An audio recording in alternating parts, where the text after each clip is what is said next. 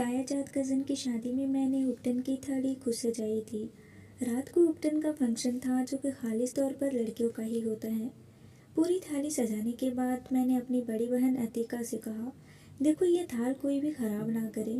मैं बस थोड़ी देर में ही पीला जोड़ा पहन कर आती हूँ, तैयार होकर आती हूँ। वह कहने लगी, अलमीरा देखो जल्दी आना, अभी आधे घंटे में रस्म शुरू हो जाएगी। मैंने कहा, तुम्हें किस चीज़ की जल्दी है? कहने लगी, लो तुम जानती हो तो मेरी कज़न ही नहीं मेरी बहुत अच्छी दोस्त भी है। मैंने कहा, हाँ तो मैं जानती हूँ, क्या राज है तुम इसे क्यों इतना जल्दी जल्दी उपटन लगाना चाहती हो? वह कहने लगी, क्यों लगाना चाहती हो बताओ मुझे। मैंने कहा, क्यों बताऊँ, वैसे भी इस शादी पर तुम्हारे लिए एक ख़ास सरप्राइज़ है। वो बात सिर्फ ही हम जानते हैं, लेकिन मैं अम्मी से सब कुछ सुन चुकी थी। बल्कि अम्मी को मैंने ही मना किया था कि अतिका को कुछ मत बताइएगा। वो कहने लगी, तुम्हारी इन फजूल बातों में मैं आने वाली नहीं हूँ। मैं जा रही हूँ और ये अपने थाल की हिफाजत खुद करो। मैंने कहा, बड़ी बेमरवत हो। ये कहकर मैं जल्दी से अपने कमरे में गई, पीला जोड़ा पहना, पीले रंग की चूड़ियाँ पहनी, बालों पर कलियों के गजरे लगाए, आंखों में मोटा मोटा काजल और लाइट पिंक कलर की लिपस्टिक। बस ये था मेरा मेकअप। हम सब कज़नों ने ऐसे ही कपड़े पहने थे, पीले रंग के। उनसे का रिश्ता इसके खाला घर ही हुआ था।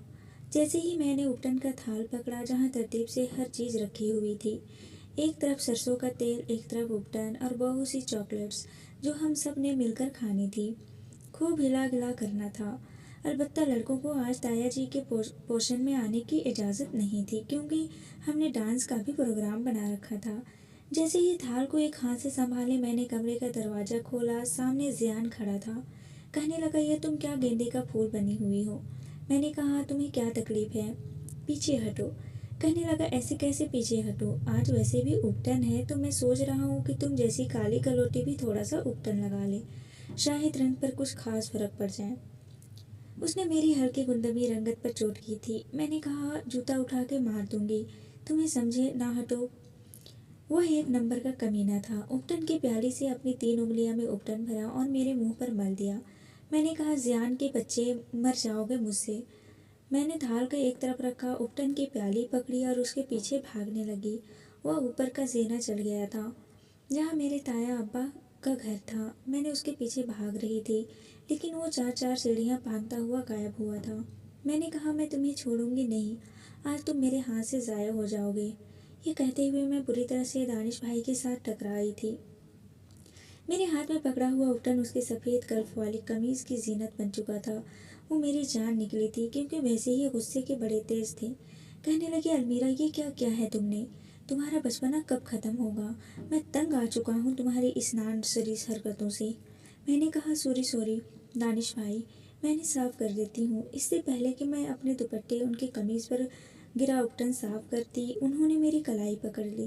कहने लगे, तुम बस काम बिगाड़ना जानती हो, आज तक कभी तुमने कुछ सुधारा है? दफ़ा हो जाओ यहाँ से, वरना मैं क्या कर बैठूँगा। बेचारे को दोबारा ऊपर अपने कमरे में जाना पड़ा। मुझे पता था मुझे गालियाँ देते हुए ऊपर गए होंगे। बहरहाल मैंने गिरी हुई प्याली उठाई, ऊपर देखा तो जियान मुँह चिढ़ा रहा था। मैंने कहा, कमीने, तुम्हें छोड़ूंगी नहीं। मैं कहने लगा, बहुत मज़ा आया दानिश भाई से, अच्छी वाली हो गई तुम्हारी, है ना? वो मुझे चिढ़ाते हुए भागा था। मैंने कहा, छोड़ूंगी तो मैं भी नहीं। सीढ़ियों पर गिरा हुआ सारा उपटन मैंने प्याली में डाला और प्याली अपने पीछे छुपा के ऊपर की सीढ़ियाँ चढ़ गई।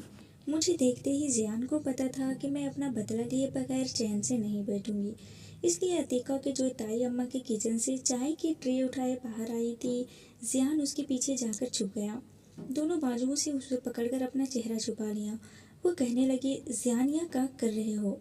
गिर जाएगी। कहने लगा, इस खूंखार बिल्ली से मुझे बचा लो प्लीज़ अतीका।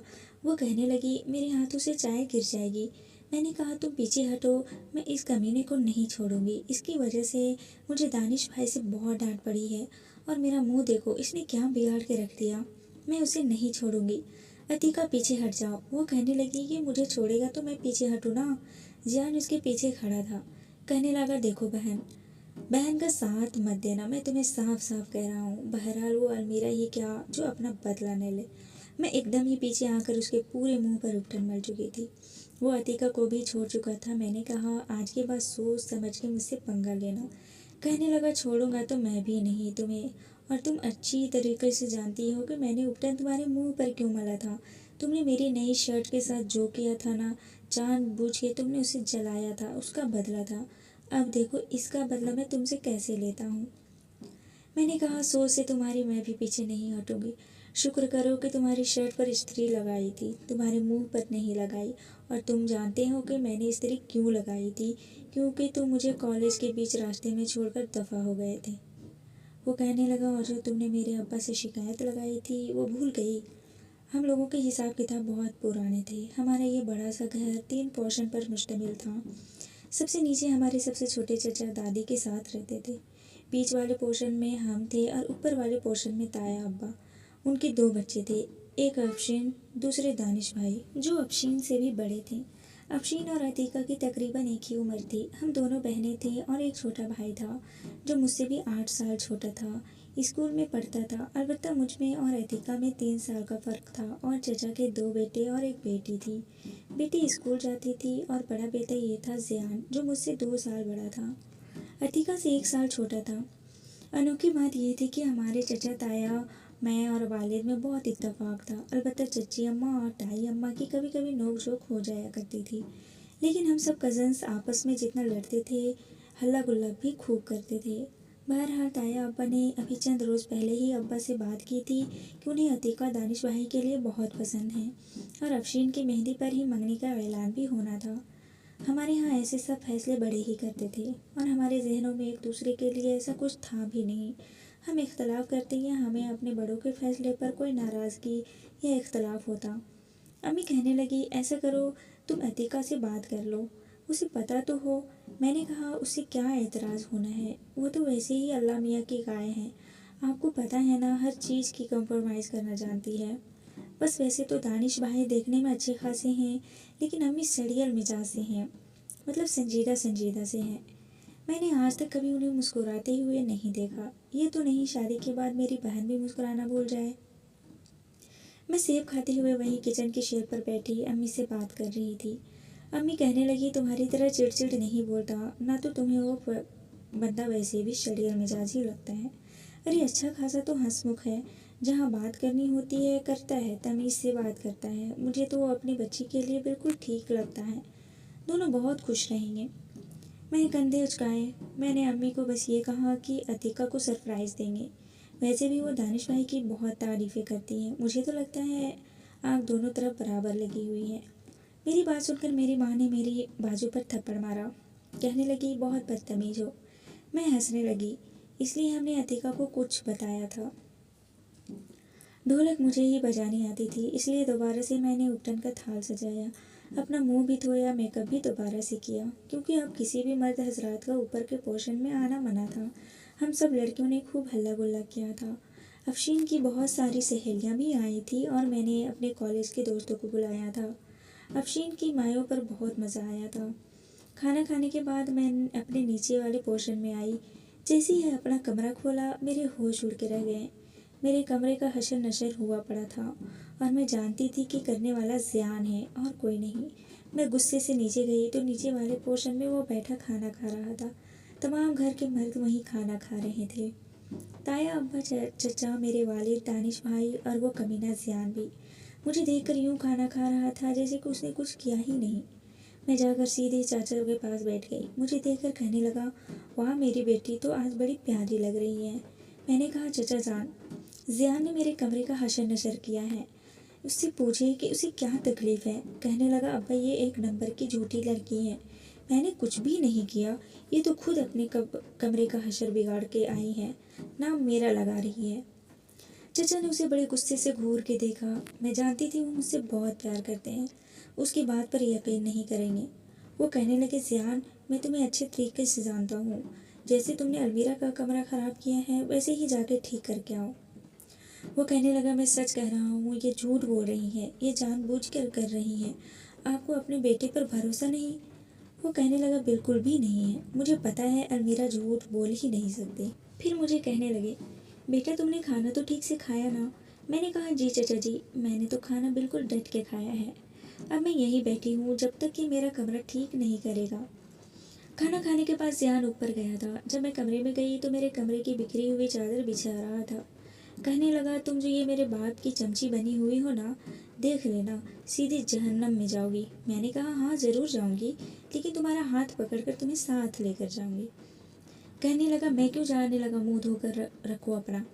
मैंने कहा, मेरे साथ तुम्हें हर जगह जाना पड़ेगा। अब तुम खुद ये सोच लो कि जहन्नम में जाना पसंद करोगे या जन्नत में। कहने लगा, तुम्हारे साथ कहीं भी नहीं। मेरे कमरे को वो दुरुस्त करके कमरे से बाहर निकल चुका था। मैंने सुकून की गहरी ठंडी सांस ली थी। अगले रोज़ मेहंदी थी और जियान की यूनिवर्सिटी का आखिरी पेपर भी था। मैं उसी वक्त कपड़े प्रेस कर रही थी और अतीका के कमरे में ही थे और वह अपने हाथ पर मेहंदी लगा रही थी। कह रही थी कि मैं अभी मेहंदी लगा लूँ, वरना सबकी मेहंदी भी मुझे लगानी पड़ेगी और मुझे अपने लिए वक्त ही नहीं मिलेगा। जब जियान अपनी किताबें लाकर बेड पर पटक चुका था, कहने लगा, यार ये मुझे समझ ही नहीं आ रहा है, थोड़ा समझा दो ना। वो अतीका से एक क्लास जूनियर था, लेकिन सब्जेक्ट दोनों के एक जैसे थे। वो कहने लगी, हाथ में मेहंदी लग गई है। कहने लगा, तो क्या हुआ, मुँह से समझाना है ना यार, समझा दो। तुम बहुत अच्छी तरह से क्लियर करती हो, मुझे सब समझ में आ जाता है। मैंने कहा, ये तुम मेरी बहन के पास क्यों आए हो, समझने के लिए। वो कहने लगा, अपना मुंह बंद रखो, समझी ना, इस वक्त मैं तुमसे लड़ने के मूड में नहीं हूँ, ना मेरे पास टाइम है। सुबह सुबह मेरा पेपर है और उसी दिन शादी भी है। अतीका यार, ये समझाओ ना, कैसे होगा। वो बेचारी अपनी मेहंदी छोड़कर उसे समझाने लगी। मैंने कहा, ये तुम्हें बहुत मक्खन लगाता है, ज़रा इसे औकात में रखा करो। हमने इसका ठेका नहीं ले रखा। मुझे पता है जितनी मर्जी तुम इसके साथ सर पर खपाई कर लो, इसने सिर्फ पास ही होना है। जियान ने बेड से तकिया उठाया और सोफे पर मेरी तरफ फेंका था कि लड़की, मुंह बंद करो, अगर मुझे समझ नहीं आया ये सारी की सारी मेहंदी मैं तुम्हारे मुंह पर मार दूंगा और शादी पे जो तुम्हारा नक्शा बना हुआ होगा ना, सब देखेंगे। मैंने कहा, भाड़ में जाओ तुम मेरी तरफ से। ये कहकर मेरे कमरे से बाहर जाने लगी। कहने लगा, 2 कप चाय भेजो हमारे लिए। मैंने कहा, जहर मिला के ना दे दूँ। कहने लगा, तुम्हारी मर्जी, वैसे जहर की क्या ज़रूरत है, गरम गरम चाय अपनी उंगली फेर देना, वैसे ही जहरीली हो जाएगी। मैंने ज़ोर से कमरे का दरवाज़ा बंद किया था। बहरहाल चाय तो मुझे ही बनानी थी, क्योंकि मुझे पीनी थी और अतीका भी इस वक्त चाय पीती है। जब तक मैं चाय बनाकर आती तब तक वो सवाल समझा चुका था। कहने लगा, यू आर ग्रेट कज़न। मुझे देखकर अतीका से कहने लगा कि इसे अपना जूठा खिलाया करो ताकि थोड़ी सी तमीज़ इसे भी आ जाए। मैंने कहा, उठो यहाँ से, और पढ़ लिया ना तुम अपनी उस्तानी जी से, अब बाहर जाओ, तुम्हारी चाय मैंने नहीं बनाई। जाते जाते वो मेरा कप उठाकर बाहर चला गया था। मैंने कहा, रुक जाओ, बताती हूँ तुम्हें। अतीका कहने लगी, कोई बात नहीं, मेरी चाय पी लो, क्या हर वक्त इससे लड़ती रहती हो। मैंने कहा, वही इस काबिल से लड़ा जाए। मैंने अतीका की चाय नहीं पी थी। कुछ देर बाद दरवाजे पर दस्तक हुई। बाहर दानिश भाई की आवाज़ आई। अतीका कहने लगी, ये यहाँ क्या कर रहे हैं। मैंने कहा, दिल की बेताबियाँ संभाली नहीं जा रही होंगी, इसलिए आए होंगे। मेरी बात सुनकर अतीका ने मुझे गुस्से से घूर कर देखा। कहने लगी, ज़्यान संभाल से बात करो, अगर उन्होंने सुन लिया ना तो तुम्हारी सारी बेताबियाँ निकाल के रख देंगे। कहने लगी, जी दानिश भाई, दरवाज़ा खुला है, वैसे भी हम सब बड़े थे इसलिए सब लोग उन्हें दानिश भाई ही कहते थे। दरवाज़ा खोला और कहने लगे, अतिका प्लीज़ ये कपड़े इस्त्री कर दो। लेकिन जब उसके हाथ पर मेहंदी लगी देखी तो कहने लगे, ओहो, तुम मेहंदी लगा चुकी हो, चलो मैं देखता हूँ, खुद ही कर लेता हूँ। मैं फ़ौरन उसे खड़ी हो गई। आखिर मेरे होने वाले बहनोई थी। मैंने सोचा कि चलो थोड़ी सी खिदमत कर देनी चाहिए। मैंने कहा, दानिश भाई लाइए मुझे दे, मैं इस्त्री कर देती हूँ। उससे पहले कि मैं उनकी सलवार कमीज उनके हाथ से पकड़ती, उन्होंने पीछे कर ली। कहने लगे, नहीं, तुम हरगिज़ नहीं करोगी, क्योंकि तुम्हारे जो हाथ है ना, ये सिर्फ उल्टे काम करने के लिए हैं। उनके हाथों से कभी भी सीधा काम हो ही नहीं सकता। इससे बेहतर है कि मैं खुद ही कर लूँ। बड़े सपाट लहजे में ये कहते हुए चले गए। मैंने कहा, सच्ची बात तो ये है कि ये मौसूफ सिर्फ तुम्हारे हाथ से ही काम करवाने आए थे। अतीका कहने लगी, बहुत फिजूल बोलने लगी हो तुम। और ठीक है तो कह रहा था, चलती कहीं गिरती कहीं हो। याद है अभी थोड़े दिन पहले चाय बनाने का कहा था तुमसे दानिश भाई ने, और तुम चाय की पत्ती गिरा कर बैठ गई थी। मैंने कहा, वो तो उसका डब्बा नहीं खुल रहा था। मैंने ज़रा सा जोर किया तो सारी पत्ती नीचे गिर गई। साफ भी तो मैंने ही की थी ना। मैंने लापरवाही से जवाब दिया, और शायद सच भी यही था। पता नहीं क्यों मैं जानबूझ के ऐसा नहीं करती थी, लेकिन सचमुच ऐसा हो जाता था। मुझसे काम बहुत गलत होते थे। चलते चलते कहीं भी हाथ लग जाता था और कोई न कोई चीज़ धड़ाम से गिर जाती थी। मेरी अम्मी कह रही थी कि दी कर दिया सत्यानाश इस लड़की ने। पता नहीं चलती कहाँ है, इसे हाथ कहाँ चलाती है। घर की कोई चीज़ इससे नहीं बख्शी, सब गिराती रहती है। लेकिन मुझे ज़्यादा परवाह भी नहीं होती थी। अब गिर गई तो गिर गई, मैं क्या कर सकती हूँ। मेहंदी की शाम को ही ताई अम्मा ने अतिका को एक खूबसूरत मैक्सी दी थी। वो देखकर हैरान रह गई। कहने लगी, बेटा ये आज पहन लेना। कहने लगी, क्यों ताई अम्मा, मैं तो कपड़े सिलवा चुकी थी। तो वो कहने लगी, जो कह रही हूँ वो करो, पहन लेना। ये कहकर वो चली गई। उन्हें लगा कि शायद अतिका को सब कुछ पता है। वो बहुत हैरान थी। मैंने कहा, पहनो, इस मैक्सी को इतनी खूबसूरत है और कितना प्यारा कलर है। कसम से मेरा तो दिल चाह रहा है कि मैं ये पहन लूँ। कहने लगी, तो पहन लो। मैंने कहा, नहीं भाई, आज तुम्हारे लिए है। कहने लगी, ताई अम्मा को सूझा क्यों दिया उन्होंने। मैंने इतनी पसंद से अपने लिए ग्रीन कलर का लहंगा खरीदा था, सबने वही पहनना था। मैंने कहा, वो इतनी प्यार से देकर गई हैं तो पहन लो, क्या तकलीफ़ है तुम्हें। उसने वो मैक्सी पहनी। उसे तैयार मैंने ही किया था, क्योंकि उसे ज़्यादा मेकअप करना नहीं आता था। अलबत्ता मुझे आता था।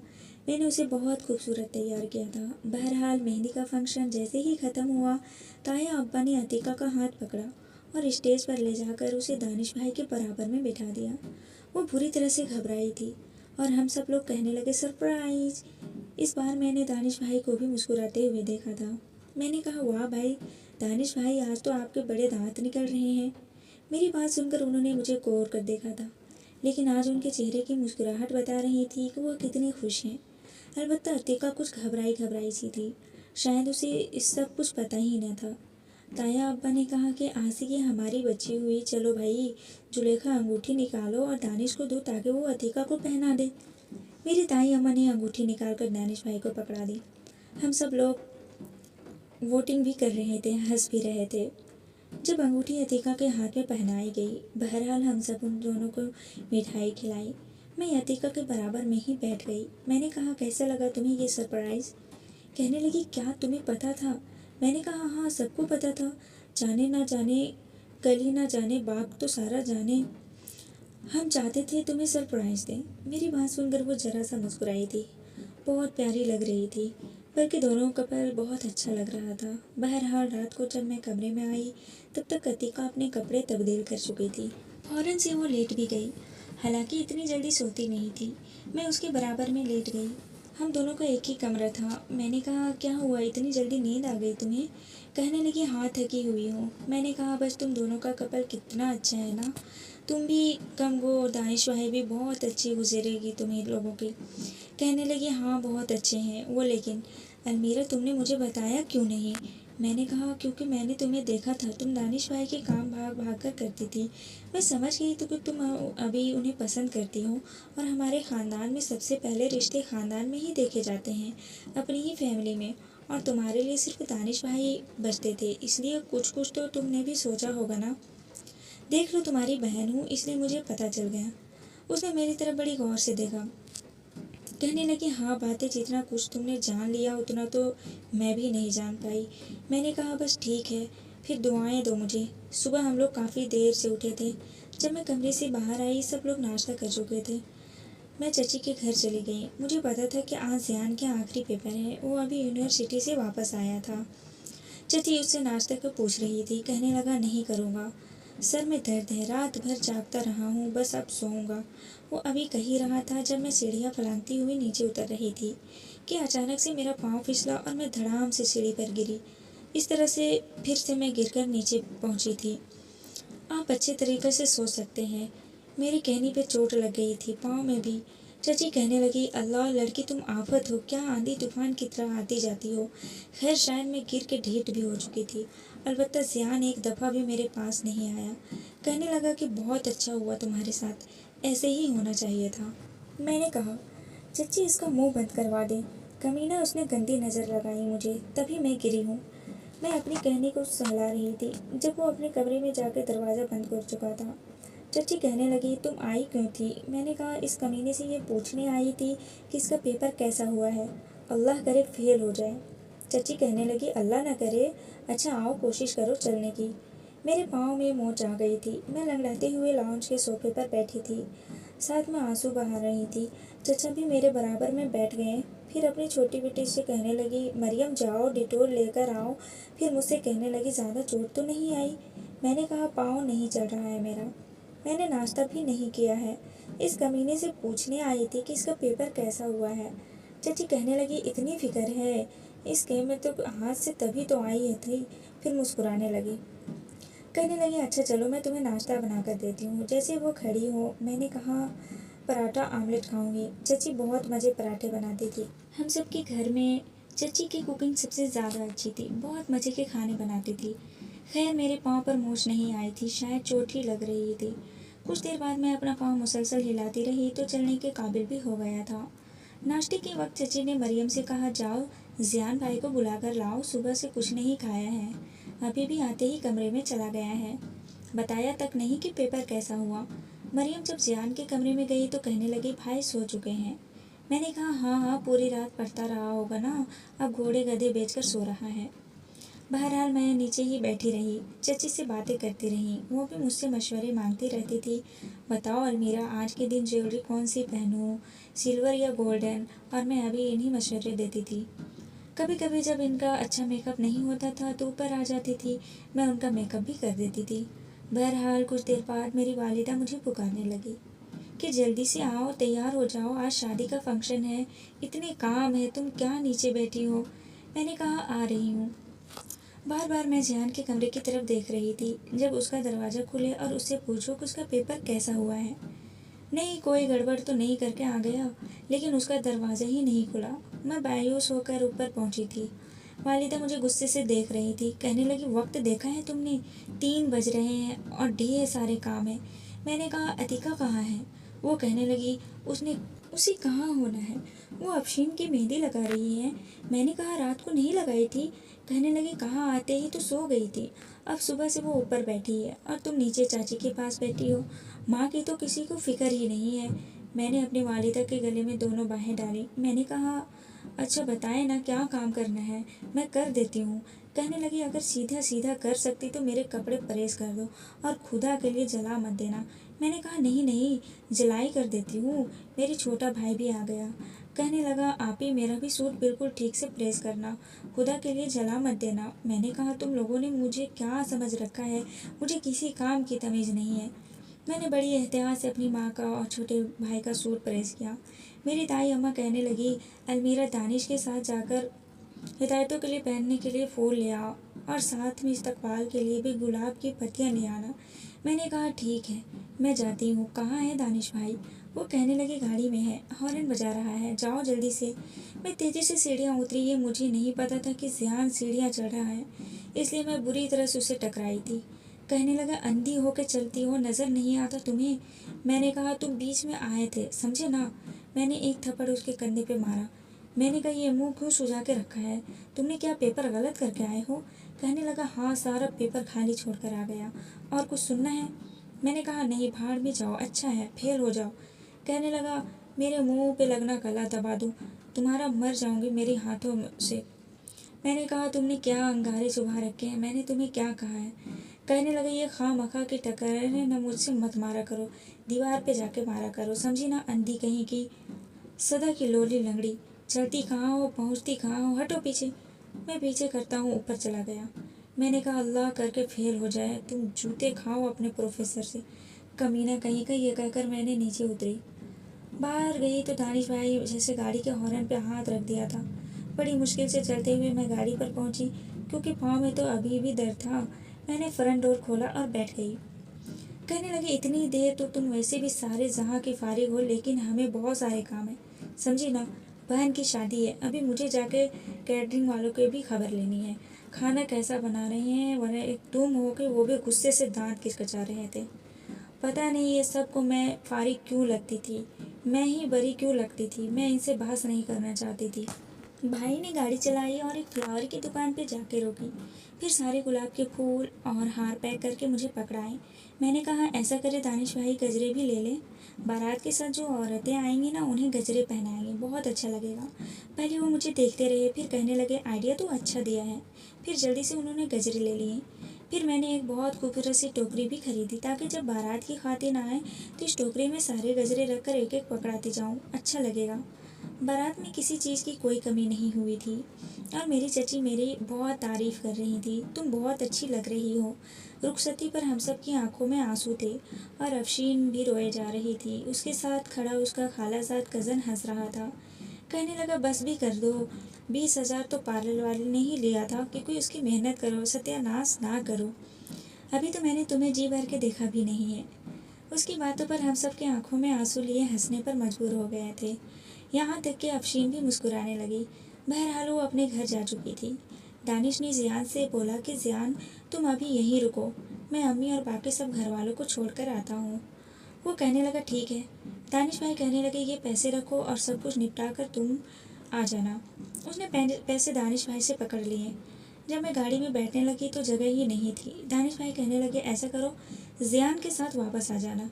मैंने कहा वो तो घुटना लगा देगा, अभी तो इतने सारे काम हैं। कोई बात नहीं, गाड़ी में जगह भी तो नहीं है। मैं वहीं रुक गई। मुझे वापस हॉल में आता देखकर कहने लगा तुम क्या कर रही हो यहाँ, तुम गई क्यों नहीं। मैंने कहा गाड़ी में जगह नहीं थी। यानी कि अब तुम मेरे साथ जाओगी। मैंने कहा मुझे एक बात तो बताओ, मैं तुम्हें तकलीफ़ क्या देती हूँ। कहने लगा बहुत तकलीफ़ देती हो, हर वक्त लड़ती रहती हो। फिर वहाँ पर मौजूद वेटर आ गए, कहने लगे साहब जी हमें भी थोड़ी टिप शिप दे दें। जियान ने उन्हें पैसे दिए और हॉल के बाकी ड्यूज़ भी क्लियर किए। कहने लगा चलो। मैं उसके साथ फ्रंट सीट पर बैठ गई। मैंने कहा जियान प्लीज़ आइसक्रीम खिला दो। वो कहने लगा मैं तुम्हें सिर्फ एक ही चीज़ खिलाने की ख्वाहिश रखता हूँ। मैंने कहा हाँ मुझे पता है, वो है जहर। कहने लगा शाबाश, बड़ी समझदार हो तुम, इसलिए दूसरी किसी चीज़ की फरमाइश तो मुझसे ना ही करो तो बेहतर है। मैंने कहा अच्छा ये बताओ पेपर कैसा हुआ। कहने लगा अच्छा हुआ गया। मैंने कहा फिर फैक्ट्री कब जाना शुरू करोगे। कहने लगा अभी तो सोच रहा हूँ दोस्तों के साथ इस्लामाबाद और मरी के ट्रिप पर चला जाऊँ, वापस आकर ज्वाइन करूँगा। मैंने कहा फिर तो चचा जी को तुम्हारी शादी की भी फिक्र लग जाएगी।